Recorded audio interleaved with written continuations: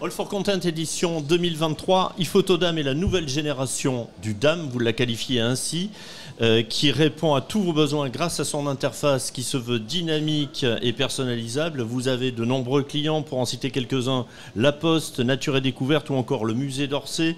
En Suisse, l'État de Genève, carrément l'ensemble hospitalier de la Côte. Et en Belgique, Wallonie, Belgique, Tourisme, Bruxelles, Environnement. Arnaud Bourg, bonjour. Bonjour. Vous êtes le directeur technique d'iPhotoDAM. En quelques mots, vous pouvez nous présenter votre société ? Tout à fait. C'est une société qui existe depuis 1998. Nous sommes sur le marché du DAM depuis 2007. Et voilà, pure player depuis 2015. Et c'est véritablement, nous sommes sur le marché intermédiaire. Donc notre cible, c'est véritablement nos clients, c'est les ETI, les grosses PME et surtout le secteur public. C'est la deuxième année que vous participez au All for Content. Vous avez une nouveauté 2023 à présenter ? Tout à fait. Le premier laboratoire commun, public-privé, de recherche d'Amia Lab. Donc nous avons répondu à un appel à projet en 2021 avec l'Université de Poitiers et l'Institut de recherche XLIM qui dépend du CNRS. Et on a répondu à un appel à projet de l'Agence nationale de la recherche pour créer un premier laboratoire souverain dédié à l'IA dédié au logiciel DAM. Quand on pense à un laboratoire et notamment à l'IA, il est question de souveraineté numérique. Tout à fait, exactement. À qui appartient ce fameux droit à l'image ? En quoi ce laboratoire permet d'avoir une meilleure sécurité sur, on va dire, la possession des images et surtout de cette intelligence artificielle ? Tout simplement parce que nous n'envoyons aucune donnée à une solution tiers, américaine ou autre. Véritablement, nous, l'idée, c'est d'intégrer l'IA au sein du logiciel. Donc, forcément, travailler directement avec ce laboratoire qui sont à côté de nos locaux, enfin juste à côté. On travaille au quotidien ensemble. Ça a un impact direct sur l'interface. Donc déjà, ça va faire évoluer toute l'interface du logiciel. Donc le logiciel a été conçu pour fonctionner avec l'IA. Et surtout, à chaque fois que l'humain travaille, les documentalistes, les iconographes travaillent sur ces médias, l'IA apprend aux côtés des utilisateurs. Elle a le droit de s'améliorer du coup ? Exactement. À chaque fois que l'IA se trompe, elle fait des propositions, elle fait des recherches, et à chaque fois que l'expert la corrige, l'IA se reprend et s'améliore au fil du temps. Et elle va même plus loin, c'est-à-dire qu'entre les utilisateurs ou les groupes d'utilisateurs, les différents services, elle ne va pas avoir le même comportement, ce qui n'est pas possible si ça avait été une solution externe. Elle ne va pas avoir le même comportement au niveau des recherches, mais aussi au niveau de l'indexation automatique entre les utilisateurs.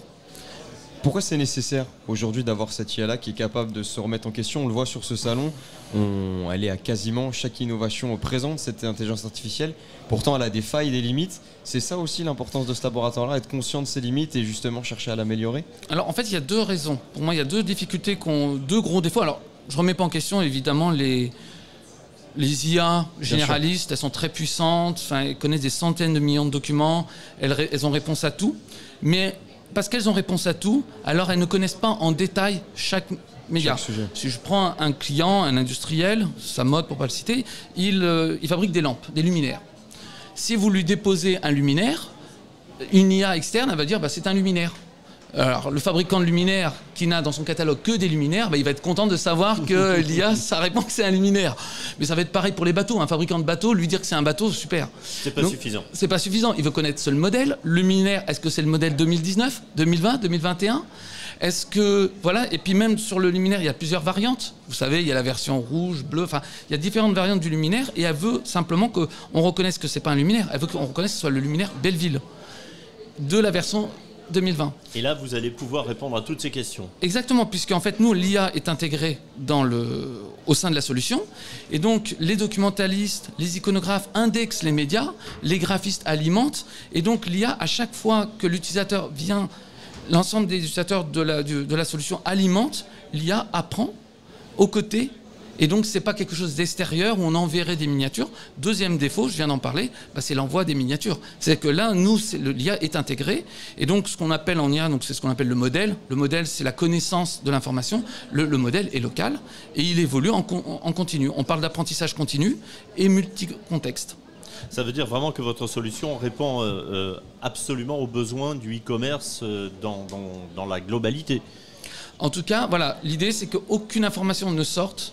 Et imaginez, vous êtes un fabricant, vous préparez vos campagnes 2024, il est hors de question, c'est difficile d'envoyer des miniatures même de vos médias commence à être réalisé sur un modèle qui n'est pas encore sorti. Là, l'apprentissage, il est local. Il est local, alors ça peut être bien sûr dans le domaine du e-commerce. All for Content est bien adapté pour ça, le retail. Mais ça peut être, je prendrais un autre client plutôt du secteur public, l'université de Sciences Po. Et donc, ils sont clients de notre laboratoire, puisqu'ils connaissent, ils ont des personnalités publiques, ministres, anciens présidents, préfets.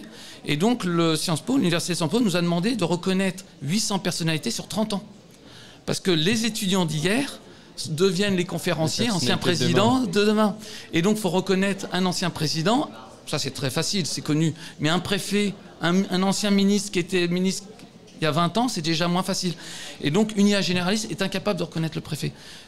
Alors, le reconnaître, ça ne suffit pas. Est-ce que vous apportez des informations sur sa bio, par exemple? Eh bien, tout à fait, puisque la bio, l'ensemble de l'information se trouve dans le DAM, indexé. Alors, il faut bien sûr... le but, ce n'est pas de remplacer l'iconographe, c'est de travailler avec l'iconographe. L'iconographe remplit la bio en détail, et l'IA va l'aider pour retrouver 30 ans, toute la génération d'une personne publique. L'idée, c'est qu'il y ait donc une traçabilité. On parle d'images depuis tout à l'heure. Est-ce que les campagnes de communication, les pubs, sont aussi gérées par iPhotolab? Quel type d'images, finalement, on peut trouver dans ce DAM et qui sont aussi, du coup, sollicitées par ce laboratoire de recherche? Alors, véritablement, déjà, le laboratoire a commencé en 2022. Bien sûr. On en est vraiment au tout début. Ça a un impact aujourd'hui, ça commence à venir sur l'interface.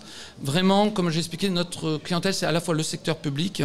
Donc là, j'ai donné un exemple. Les musées d'Orsay, ils ont énormément d'œuvres. Donc reconnaître toutes les œuvres, voilà, 300 000 œuvres, exactement.